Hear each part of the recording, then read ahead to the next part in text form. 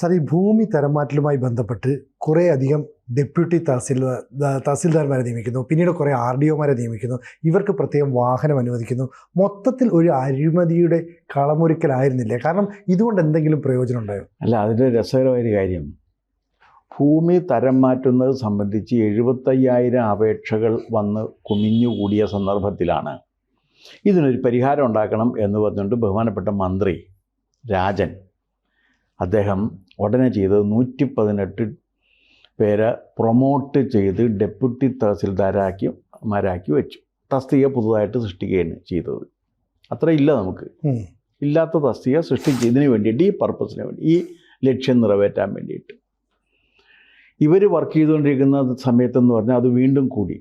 ഈ 118 deputy തഹസിൽദാർമാർ work ചെയ്തുകൊണ്ടിരിക്കുന്ന സന്ദർഭത്തിൽ അത് 1.25 ലക്ഷമായിട്ട് കൂടി അപേക്ഷ. അപ്പോഴും പരിഹാരം ഉണ്ടാകുന്നില്ല. അപ്പോഴെന്ത് സംഭവിച്ചു എന്ന് വെച്ച് കഴിഞ്ഞാൽ, ഇവർക്ക് വാഹനങ്ങളില്ല പോയിട്ട് ഭൂമി പരിശോധിക്കാൻ. ഇവർ പോയിട്ട് പരിശോധിക്കണമല്ലോ, നേരിട്ട് പോയി ഫിസിക്കൽ വെരിഫിക്കേഷൻ എന്ന് പറഞ്ഞാൽ ആ ഭൂമി പരിശോധിക്കാൻ പോകാൻ വാഹനങ്ങളില്ല എന്ന് കഴിഞ്ഞപ്പോഴെന്ന് ചോദിച്ചാൽ 360 മാരുതി കാറുകൾ വാടകയ്ക്കെടുത്തിട്ട് ഇവർക്ക് കൊടുത്തു.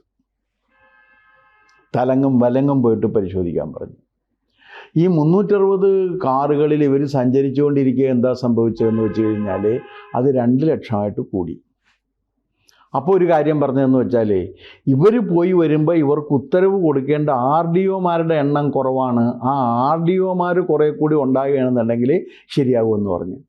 അപ്പോഴെന്ത് ചെയ്യുന്നു വെച്ചാൽ 72 RDOമാരുടെ പദവി കൂടി സൃഷ്ടിക്കപ്പെട്ട് അവരെയും പ്രൊമോട്ട് ചെയ്ത് വെച്ചു. അപ്പോഴേക്കും എന്ത് സംഭവിച്ചെന്ന് വെച്ചാൽ ഇപ്പോൾ 2.5 ലക്ഷം അപേക്ഷ കെട്ടിക്കിടക്കുകയാണ്. അപ്പോൾ 118 ഡെപ്യൂട്ടി തഹസിൽദാർമാർ, 360 മാരുതി കാറുകൾ, 72 RDOമാർ, ഇവരുടെ എല്ലാ പൊസിഷൻസും സൃഷ്ടിക്കപ്പെട്ട് കഴിഞ്ഞിട്ടും അപേക്ഷകൾ പരിഹരിക്കപ്പെടുന്നില്ല. കോടതി ഇടപെട്ടേക്കുന്ന കേസാണിത്. അപ്പോൾ കോടതി എന്താ പറഞ്ഞതെന്ന് വെച്ച് കഴിഞ്ഞാൽ, നിയമത്തെക്കുറിച്ച് തീരുമാനമെടുക്കേണ്ട ഉദ്യോഗസ്ഥർക്ക് വേണ്ടത്ര ജ്ഞാനമില്ലാത്തത് കൊണ്ടാണ് ഇത് വൈകുന്നത്. അതുകൊണ്ട് അവർക്ക് വേണ്ടത്ര പരിശീലനം കൊടുക്കണം എന്നാണ് പറഞ്ഞത്. ഇതെന്താ കാര്യം എന്ന് വെച്ച് കഴിഞ്ഞാൽ, ഇത് പരമാവധി ഇതിനെ ദുർഗ്രഹമാക്കി വെക്കുക എന്ന ദൗത്യമാണ് റവന്യൂ വകുപ്പ് ചെയ്തുകൊണ്ടിരിക്കുന്നത്. ലളിതമാക്കുന്നില്ല അവർ. റവന്യൂവുമായി ബന്ധപ്പെട്ട ഒരു കാര്യം, ഏത് നിയമം വന്നു കഴിഞ്ഞാലും നിയമങ്ങൾ സാധാരണ ലളിതമാക്കപ്പെടുക എന്നുള്ളതാണ് രീതി. പക്ഷേ റവന്യൂവിൽ അങ്ങനെയല്ല. നിയമങ്ങൾ കൂടുതൽ സങ്കീർണമാക്കപ്പെടും എന്നുള്ളതാണ് ഇതിൻ്റെ ഒരു അവസ്ഥ. അപ്പോൾ സങ്കീർണമാക്കപ്പെട്ട നിയമമാണ് ഇതിൻ്റെ ഒരു കാരണം. നിയമം സങ്കീർണമാക്കപ്പെട്ടതുകൊണ്ട് തന്നെ തീരുമാനമെടുക്കേണ്ട ഈ LD ക്ലാർക്ക് മുതൽ അങ്ങോട്ട് മുകളിലേക്കുള്ള വില്ലേജ് അസിസ്റ്റൻ്റ് മുതലോ മുകളിലേക്ക് ഉള്ളവർക്ക് എന്താണ് ആ നിയമം കൊണ്ട് ഉദ്ദേശിച്ചിരിക്കുന്നത് എന്ന് കൃത്യമായിട്ട് അറിയാനും കഴിയുന്നില്ല. പക്ഷേ മന്ത്രിയാണെങ്കിൽ മന്ത്രി ഇത്രയും ഇതുണ്ടാക്കി കൊടുത്ത് ഉദ്യോഗസ്ഥർ വളരെ സന്തുഷ്ടരാണ്. കാരണം 118 പേർക്ക് ഡെപ്യൂട്ടി തഹസിൽദാർമാരായിട്ട് പ്രൊമോഷൻ കിട്ടി. തഹസിൽദാരായിരുന്ന 72 പേർക്ക് ഒരൊറ്റ ജമ്പിൽ ജീവിതത്തിൽ അല്ലെങ്കിൽ അവർക്ക് RDO ആകാൻ പറ്റില്ല. അവരെല്ലാം RDOമാരായി, ഡെപ്യൂട്ടി കളക്ടർമാരായി. ഇനി അവർക്ക് ഭാഗ്യമുണ്ടെങ്കിൽ 8 വർഷം കഴിയുമ്പോഴേക്കും IAS കൺഫറും കൂടി ചെയ്ത് കിട്ടിക്കഴിഞ്ഞാൽ അവരെല്ലാം IAS ഉദ്യോഗസ്ഥരുമായി. അപ്പോഴും ജനങ്ങളുടെ പ്രശ്നങ്ങൾക്ക് പരിഹാരം കാണുന്നില്ല.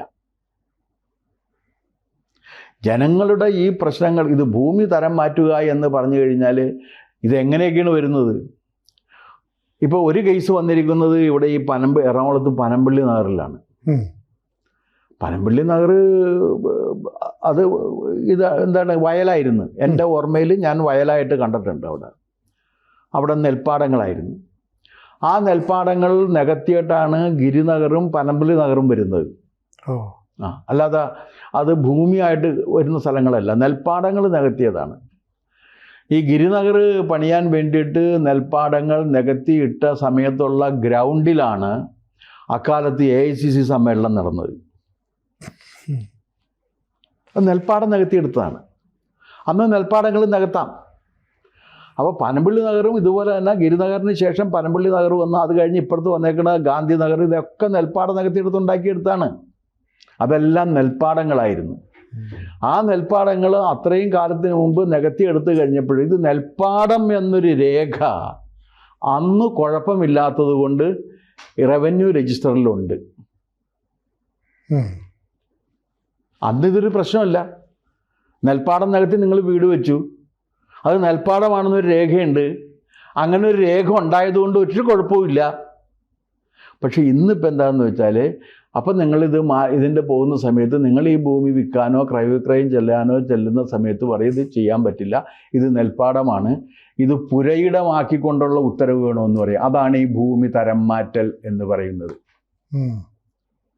അപ്പം ഞാൻ മനസ്സിലാക്കിയെടുത്തോളം പനമ്പള്ളി നഗറിലുള്ളവർക്ക് ഇത് കൊടുത്തിരിക്കുകയാണ്. എന്തെന്ന്? നിങ്ങളുടെ ഭൂമി നെൽപ്പാടമാണ്, ആ ഭൂമിയിൽ നിങ്ങൾ വീട് വെച്ച് താമസിക്കുന്നു, ആ ഭൂമി നിങ്ങൾ മാറ്റണം.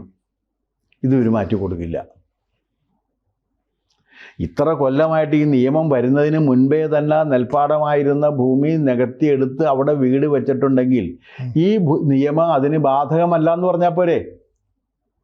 പകരം ഇപ്പോൾ ഈ പാടങ്ങൾ നികത്തിയെന്നുകൊണ്ട് ഇനി കേരളത്തിൽ നെല്ലുണ്ടാവുന്നില്ല. നെല്ല് ഈ പറയുന്ന ഞാൻ പറയണ എൻ്റെ ഓർമ്മയിലുള്ള കാര്യമാണ് ഞാൻ ഈ പറഞ്ഞത്. ഇനി വേറൊന്നും കൂടിയുണ്ട്. MG റോഡില്ലേ എറണാകുളത്താ, MG റോഡിൻ്റെ കിഴക്ക് ഭാഗം മുഴുവൻ വയലായിരുന്നു.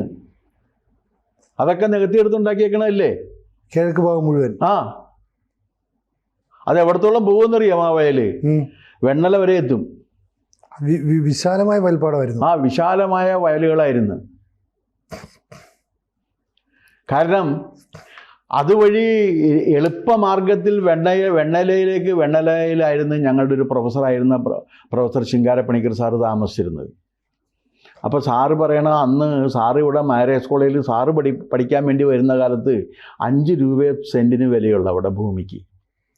അപ്പോൾ സാറ് ഇടയ്ക്കിടയ്ക്ക് പറയും, അന്ന് ഈ ഫീസ് കൊടുത്ത കാശിനെ കുറച്ച് ഭൂമി കൂടെ മേടിച്ചിട്ടിരുന്നെങ്കിൽ ഇന്നിപ്പോൾ ഞാനിങ്ങനെ ബുദ്ധിമുട്ടി നടക്കേണ്ടി വരില്ലായിരുന്നു എന്ന് പറയും. അപ്പോൾ മാഷ് പറഞ്ഞിട്ടുണ്ട്, ഇവിടെ നിന്ന് നേരെ അങ്ങോട്ട് പോകാം, വരമ്പത്തൂടി നടന്നിട്ട് ചെറിയ തോടുകളും കൈത്തോടുകളും ഇതൊക്കെ ഉണ്ട്, അവിടെയൊക്കെ ഇത് കടത്തുണ്ട്. ആ കടത്തിറങ്ങിയിട്ട് ഇപ്പോൾ ബസ്സിന് പോകുന്നതിനേക്കാൾ എളുപ്പത്തിൽ സാറിൻ്റെ വീട് വെണ്ണല എത്താൻ പറ്റുമായിരുന്നു എന്ന് സാറ് പറഞ്ഞിട്ടുണ്ട്. അപ്പോൾ ഇതൊക്കെ പാടങ്ങളായിരുന്നു. ഇതിൻ്റെ എല്ലാം ഇത് നോക്കിക്കഴിഞ്ഞാൽ ഇത് പുരയിടം എന്നല്ല പാടം എന്നാണ് കാണുന്നത്. അപ്പോൾ പുതിയ ഈ നെൽവയൽ നികത്തിന് നിരോധിക്കുന്നൊരു നിയമം വന്നു. പുരയിടവും വയലും രണ്ടായിട്ട് മാറി. ആ പുരയിടമാണോ എന്നുള്ള കാര്യം, പുരയിടത്തിൻ്റെ സർട്ടിഫിക്കറ്റ് വേണം എന്ന് പറയുമ്പോൾ ചുരുങ്ങിയ പക്ഷം ഈ പ്രദേശത്തുള്ള ജനങ്ങളെ ഒഴിവാക്കി കൊടുക്കണ്ടേ? ഒഴിവാക്കി കൊടുത്തില്ല. എന്തിനു വേണ്ടി? അവിടെയാണ് പ്രശ്നം. കാരണം കേരളത്തിലുള്ള ഒരു കാര്യത്തിൽ ഏറ്റവും കൂടുതൽ അഴിമതി നടക്കുന്ന വകുപ്പുകളിൽ ഒന്നാണ് റവന്യൂ എന്നുള്ള കാര്യത്തിൽ ആർക്കും തർക്കമില്ലല്ലോ. ഇല്ല, ഒരാളും തർക്കിക്കുന്നില്ല. പക്ഷേ റവന്യൂ മന്ത്രിക്ക് മാത്രം ഈ കാര്യത്തെക്കുറിച്ച് അദ്ദേഹം വളരെ നിഷ്കളങ്കരാണ്, അദ്ദേഹത്തിന് അതുകൊണ്ട് ഇത് അറിയാനും പാടില്ല. അപ്പോൾ ഒന്നുകിൽ ഈ നിയമം ലളിതമാക്കി എടുക്കണം, അല്ലെങ്കിൽ ഈ നിയമം വരുന്നതിന് മുൻപ് ഉള്ള പ്രദേശങ്ങൾക്ക് ഒരു കാരണവശാലും ഇത് ബാധകമല്ല എന്നൊരു അമെൻമെൻറ്റ് കൊണ്ടുവന്നാൽ പോരെ? അതിന് പകരം ചെയ്തത് എന്താണ്? ഇതിനെ പരമാവധി കോംപ്ലിക്കേറ്റഡ് ആക്കിയിട്ട് 118 ഡെപ്യൂട്ടി തഹസിൽദാർമാരെ ഉണ്ടാക്കാനും 360 കാറുകൾ വാടകയ്ക്ക് എടുക്കാനും 72 ഡെപ്യൂട്ടി കളക്ടർമാരെ ഉണ്ടാക്കാനും പരിശ്രമിക്കുകയാണ് ചെയ്തത്. അപ്പോൾ അതൊരു പാഴ്ചെലവാണെന്ന് സർക്കാരിന് അറിയാമായിരുന്നിട്ടും ചെയ്തതാണോ? അത് റവന്യൂ വകുപ്പ് മന്ത്രിക്ക് അറിയില്ല എന്ന് പറഞ്ഞു കഴിഞ്ഞാൽ അദ്ദേഹം ആ പദവിയിൽ ഇരിക്കാൻ യോഗ്യനാണെന്ന് പറയാൻ നമുക്ക് പറ്റില്ല. അദ്ദേഹം അറിയണ്ടാണല്ലോ ഇത്. അതെ. ഇത് ഇനി വേറൊരു തരത്തിലുണ്ട്. നമ്മളൊരു വീട് വാങ്ങിച്ചു വെച്ച് കഴിഞ്ഞാൽ തണ്ടപ്പേര് മാറ്റല്. ഈ തണ്ടപ്പേര് മാറ്റുക എന്ന് പറഞ്ഞു കഴിഞ്ഞാൽ ഇവരെന്ത് ചെയ്യുമെന്ന് വെച്ച് കഴിഞ്ഞാൽ, തണ്ടപ്പേര് മാറ്റണം എന്നുണ്ടെങ്കിൽ പറയും ഞങ്ങൾക്ക് റീസർവ് നടത്തണമെന്ന് പറയും. 2 കൊല്ലോ 5 കൊല്ലോ ആയാലും റീസർവ് നടത്തി തരില്ല ഇവർ. അപ്പോൾ ഇങ്ങനെ അഴിഞ്ഞാട്ടക്കാരുടെ ഒരു വകുപ്പായിട്ട് റവന്യൂ വകുപ്പ് മാറുകയും അതിന് നമ്മുടെ മന്ത്രിമാരടക്കമുള്ളവർ കൂട്ടു നിൽക്കുകയും ചെയ്യുന്നു എന്നുള്ളതാണ്. കോടതി ഇടപെട്ടിട്ട് നടക്കുന്നില്ല. ഹൈക്കോടതിയുടെ പരിഗണനയിലുള്ള വിഷയമാണിത്. ഹൈക്കോടതി പറഞ്ഞ് നിങ്ങൾ ഉദ്യോഗസ്ഥന്മാർക്ക് നിയമത്തിൽ പരിശീലനം കൊടുക്കുക. പരിശീലനം കൊടുത്തിട്ട് സമയബന്ധിതമായി ഇത് പരിഹരിക്കൂ. അങ്ങനെ സമയബന്ധിതമായി പരിഹരിക്കണം എന്ന് പറഞ്ഞ് 75,000 അപേക്ഷ ഉള്ളപ്പോൾ സൃഷ്ടിക്കപ്പെട്ട പദവികളാണ് ഞാൻ ഈ നേരത്തെ പറഞ്ഞത്. അത്രയും സൃഷ്ടിക്കപ്പെട്ട് കഴിഞ്ഞപ്പോഴേക്കും അപേക്ഷകരുടെ ഇപ്പോഴത്തെ എണ്ണം 2.5 ലക്ഷമായി. അപ്പോൾ റവന്യൂ മന്ത്രിയാണോ തട്ടിപ്പുകാരൻ ശരിക്കും? ഏത്? അല്ല, റവന്യൂ മന്ത്രി ഇത് അറിയില്ല എന്ന് പറഞ്ഞാൽ എങ്ങനെയാണ് ശരിയാവുന്നത്? റവന്യൂ മന്ത്രി രാജന് തനിക്ക് ഈ കാര്യങ്ങളെക്കുറിച്ച് ഒരു ധാരണയില്ല എന്ന് പറഞ്ഞു കഴിഞ്ഞാൽ പറയാൻ പറ്റുമോ? ഇല്ല. ഇത് നമുക്ക് പോലും മനസ്സിലാവുന്നൊരു കാര്യം മന്ത്രിക്ക് എന്തുകൊണ്ട് മനസ്സിലാവുന്നില്ല? ഇതിന് പരിഹാരം ഉണ്ടാക്കണ്ടേ? അതിന് പകരം എന്താണെന്ന് വെച്ച് കഴിഞ്ഞാൽ ഈ എല്ലാവർക്കും റവന്യൂ സാധാരണ ഇതിൽ കേൾക്കാറുള്ള ഒരു കാര്യം വെച്ചാൽ റവന്യൂ ഓഫീസിലേക്ക് കയറി ചെല്ലണമെങ്കിൽ കുറച്ച് പഞ്ചസാരയും കൂടി കരുതണം എന്ന് പറയും. ആ പഞ്ചസാര എന്തിനാന്ന് വെച്ചാൽ അതിൻ്റെ ഫയലിൻ്റെ പുറത്ത് ഈച്ച ഇരിക്കുന്നുണ്ട്, ആ ഈച്ചക്ക് ഇട്ട് കൊടുക്കാനാണ് പഞ്ചസാര എന്നാണ്. അത്ര കുപ്രസിദ്ധമാണ് ഈ വകുപ്പ്. ഇതൊന്നും മന്ത്രിക്ക് അറിയില്ല. മന്ത്രി അങ്ങനെ നിഷ്കളങ്കരായിട്ട് മന്ത്രി ഭാവിക്കരുത്. മന്ത്രിക്ക് അറിയേണ്ടതല്ലേ ഇതൊക്കെ. എന്ന് മാത്രവുമല്ല, ഈ റവന്യൂ വകുപ്പിലെ ഏറ്റവും ശക്തമായ യൂണിയൻ ആരുടെയാണ്? അതന്നെ അവരുടെ ഈ CPIക്കാരുടെ ഒരു യൂണിയൻ ഉണ്ട്. അതിൻ്റെ പേരെന്താണ്? Joint council. അല്ലല്ല, NGO എന്തോ ഒരു പറഞ്ഞിട്ട് NGO മറ്റൊരു ചെറിയ യൂണിയൻ ഉണ്ട്. അതിൽ ഏറ്റവും കൂടുതൽ ആളുകളുള്ളത് റവന്യൂ ഡിപ്പാർട്ട്മെൻറ്റിലാണ്. കാരണം ഇടതുപക്ഷം ഭരിക്കാൻ വരുമ്പോൾ റവന്യൂ ഒന്നും അവരുടെ കീഴിലായിരിക്കും. കോൺഗ്രസ് ഭരിക്കാൻ വരികയാണെങ്കിൽ റവന്യൂ മിക്കവാറും കേരള കോൺഗ്രസിൻ്റെയും കീഴിലായിരിക്കും. ഇത് രണ്ടാണെങ്കിലും ശരിയാണ്. റവന്യൂ നിയമങ്ങൾ ലളിതമാക്കിക്കൊണ്ട് ഈ പ്രശ്ന പരിഹാരത്തിന് വേണ്ടി ഇവർ പരിശ്രമിക്കുന്നില്ല. അത് കാരണം ഈ 2.5 ലക്ഷം പേർക്ക് അവരുടെ ഭൂമി ഒന്ന് വിൽക്കാൻ കഴിയാത്ത അവസ്ഥയിലിരിക്കുകയാണ്. ഒന്നാലോചിച്ച് നോക്ക്. ഇത് വിൽക്കേണ്ടി വന്നു കഴിഞ്ഞാൽ അപ്പോൾ പറയും തണ്ടപ്പേര് മാറ്റണം, അല്ലെങ്കിൽ മറ്റേ പേര് മാറ്റണം. ഈ തണ്ടപ്പേര് എന്ന് പറയുന്ന പേര് മാറ്റുന്നത് ഒരു കാര്യം എന്ന് വെച്ച് കഴിഞ്ഞാൽ നൂറ്റാണ്ടുകൾക്ക് മുമ്പുണ്ടായിരുന്നൊരു ഭൂമി വേറെ മാറിച്ച് മൂന്നാമത്തെയും നാലാമത്തെയും കിട്ടി വരുമ്പോഴും ഭൂമിയുടെ തണ്ടപ്പേര് അയാളുടെ പേരിലാണ്. അപ്പോൾ അതുകൊണ്ട് അയാളിൽ നിന്ന് മാറ്റണം എന്നാണ്. അയാൾക്ക് ഭൂമിയേ ഇല്ല. എന്തൊരു വിചിത്രമാണ് ഇവരുടെ വാദഗതി. അപ്പോൾ റവന്യൂ ഡിപ്പാർട്ട്മെൻറ്റിൽ നിന്ന് ഈ ഭൂമി തരം മാറ്റൽ എന്ന് പറഞ്ഞുകൊണ്ട് അതിനൊരു കറവപ്പശുവാക്കി എടുത്തുകൊണ്ട് ഇത്രയും പേർക്ക് പ്രമോഷനും ഇത്രയും കാറുകളുടെ വാടകയും ഇതെല്ലാം എടുത്തുകൊണ്ട് സത്യം പറഞ്ഞു കഴിഞ്ഞാലേ മുഖ്യമന്ത്രി ഇത് ശ്രദ്ധിക്കുക തന്നെ വേണം. കാരണം ഈ പ്രശ്നങ്ങളൊന്ന് പരിഹരിക്കുക. അതെ അതെ. 2.5 ലക്ഷം പേരില്ലേ? ആ 2.5 ലക്ഷം പേരെന്ന് പറഞ്ഞാൽ ഒരു 10 ലക്ഷം വോട്ടുണ്ടാവൂലേ? ആ 10 ലക്ഷം പേരെ എന്തിനാ വെറുതെ ശത്രുക്കളാക്കുന്നത്? അതുകൊണ്ട് ഇത് മുഖ്യമന്ത്രി ഇടപെട്ടിട്ട് തന്നെ ഈ പ്രശ്നം പരിഹരിക്കണം. റവന്യൂ വകുപ്പ് മന്ത്രി ഒന്നും ചെയ്യാൻ പോകുന്നില്ല. കാരണം അദ്ദേഹം അവിടുത്തെ ഈ യൂണിയൻ നേതാക്കളുടെ നിർബന്ധത്തിന് വഴങ്ങിയാണ് അദ്ദേഹം പ്രവർത്തിച്ചുകൊണ്ടിരിക്കുന്നതെന്നാണ് ഞാൻ മനസ്സിലാക്കുന്നത്. നമുക്ക് നോക്കാം അല്ലേ, എന്ത് സംഭവിക്കും നോക്കാം. അതിനൊരു മാറ്റം ഉണ്ടാകുക തന്നെ വേണം. കൂടുതൽ വാർത്തകളും വിശേഷങ്ങളും നിങ്ങളിലേക്ക് എത്താൻ ABC മലയാളം സബ്സ്ക്രൈബ് ചെയ്യുക, ബെൽ ബട്ടണും അമർത്തുക.